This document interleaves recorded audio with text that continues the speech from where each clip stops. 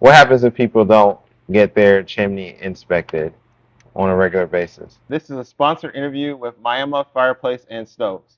So, I mean, a couple things can really happen. I mean, the main thing, like a lot of people focus on, and me included, whenever before I knew, you know, Mm, um, a lot of people focus on getting their chimney swept. mm, And there are guys out there that will just come and push a broom down your chimney and say, "See you next year." Looks yeah. fine to me. But in the there's a book. It's a standard book that it's a code book that everybody's supposed to go off of. It's called the NFPA 211, and it talks in there about getting your chimney inspected annually and swept if necessary. Mm, So if people are burning good seasoned wood, mm, and it usually takes about a year. Depends what species of wood, but most of the hardwoods around here take about a year to season. mm. And um, we've been to places where we've actually got a moisture meter that we can check the moisture level of the wood. Mm. And we've been to people's houses and their stoves are all plugged up, and we will ask to see their wood pile, their wood, and we get the moisture meter and check the moisture level in it. And the moisture level, you want it to be about 15 to 20% moisture. Okay.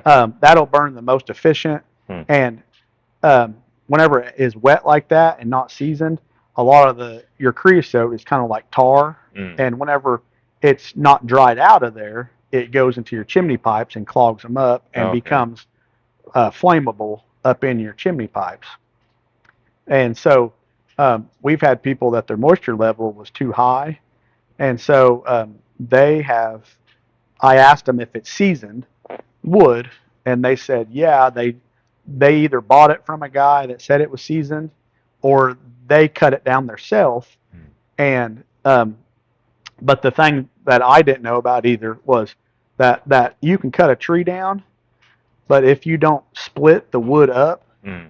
it and leave the bark around it all and Mm. gonna cut it up and split it later, that tree just starts decaying inside of that bark. Oh It wow. don't start drying out until you split the bark off of it.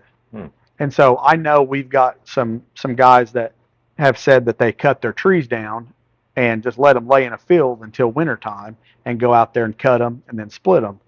And that wood's not really seasoned. It's pretty much just decaying. So it's really not seasoned until it gets the bark split off of it. All right. So Um, you're giving us more hacks. oh man, yeah, it's just things that I've learned, in the industry. But so the thing that's really important about your chimney inspections is I back in the 70s and 80s, I think that they had different building codes and different ways to do things, and I don't know how many um, houses were really inspected like by um, like a city inspector or anything like that. Mm. And so some guys came in and built fireplaces and kind of built them the way that they thought it was good to do. Well, since then they've kind of changed some things because people's houses were burning down, Mm-hmm. and they were trying to figure out how to avoid that. And so they changed different things, like your wood and everything's not there's not allowed any wood to be touching in the attic area, as your fireplace, as your chimney goes through your attic and out your roof. Mm.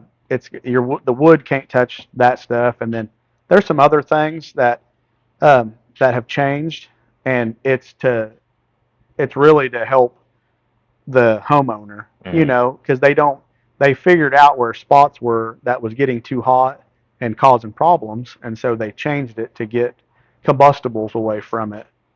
Um, so the main thing you have a lot of people think that their chimney is just one solid structure, Mm. but it's really a solid structure. And then you've actually got some of them on your masonry chimneys and Mm. your masonry fireplaces. You have clay tiles that run through that chimney, Mm. and that's what's supposed to get that the byproduct of your wood or your gas, whatever you're burning in there, Mm. it's supposed to get that out as quickly as possible and get it out into the outside air. Mm.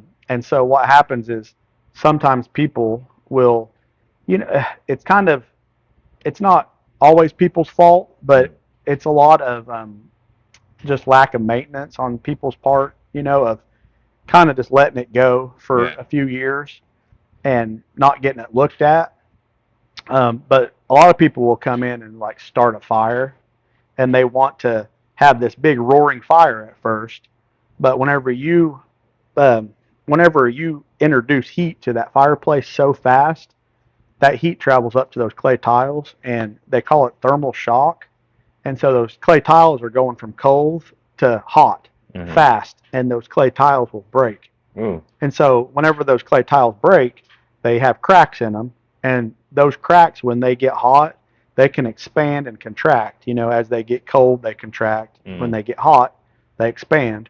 Well, when they expand, that creosote, gas, carbon monoxide, all that stuff can travel through those cracks into their chimney cavity and like into their attic area, and that's where a lot of house fires come is from Mm. cracks.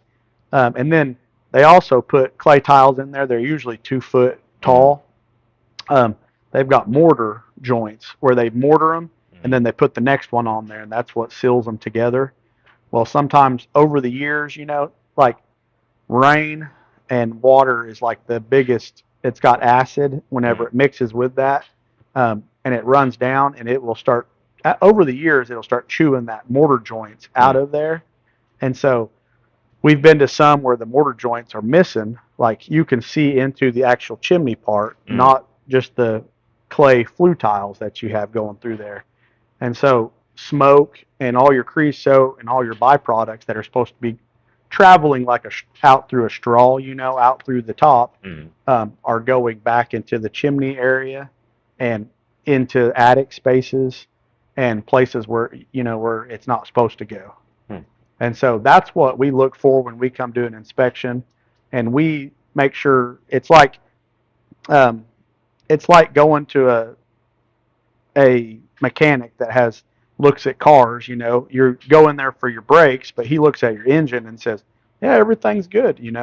Um, we look at the chimney as a whole. Mm. We from the firebox, from the damper area to your smoke shelf to your chimney area to the top of your chimney. It all has to work to function properly and for the as safe as we can. Um, so That makes a that's a big deal because I think people want to live and yes, yes, and and we want them to live. yeah, and I mean, and I know I'm laughing a little bit just for fun, but I mean it's not a joking matter, especially because I know people have had their houses caught on fire like we've been talking Yes, about.